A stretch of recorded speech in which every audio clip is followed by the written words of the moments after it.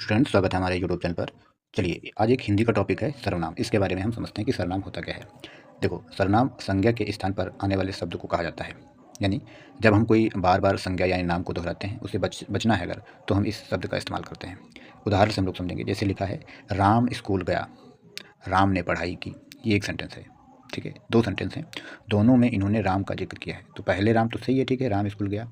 फिर हम दूसरा जो सेंटेंस है उसमें राम की जगह पर राम ना लिखकर हम सर्वनाम का इस्तेमाल करेंगे। जैसे राम स्कूल गया, वह पढ़ाई कर रहा है, ठीक है। तो यहाँ पर हमने संज्ञा की जगह पर एक नया शब्द रखा। तो ऐसे ही शब्द को सर्वनाम कहा जाता है।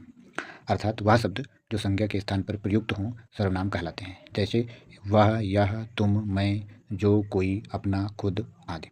अब बात करेंगे टाइप्स ऑफ प्रोनाउन यानी सर्वनाम के प्रकार। तो सर्वनाम के निम्न प्रकार 8 प्रकार होते हैं। नंबर 1, पुरुषवाचक सर्वनाम। व्यक्ति को दर्शाने वाले शब्द को पुरुषवाचक सर्वनाम कहते हैं।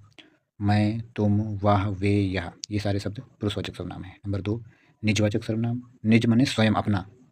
तो स्वयं को दर्शाने वाले शब्द जैसे स्वयं है, अपना है, खुद है, ये शब्द निजवाचक सर्वनाम कहलाते हैं।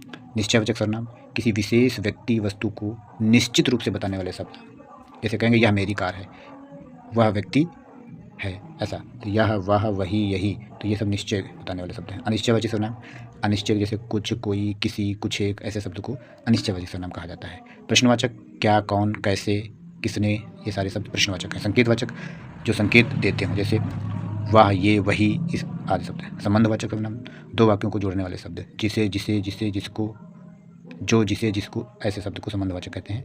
और परस्पर 8 नंबर क्या है, सर्वनाम आपस में संबंध बताने वाले शब्द एक दूसरे के परस्पर होते हैं। देखो, ये 8 प्रकार के संबंध थे, इनके बारे में अच्छे से आप लोगों ने समझ लिया है।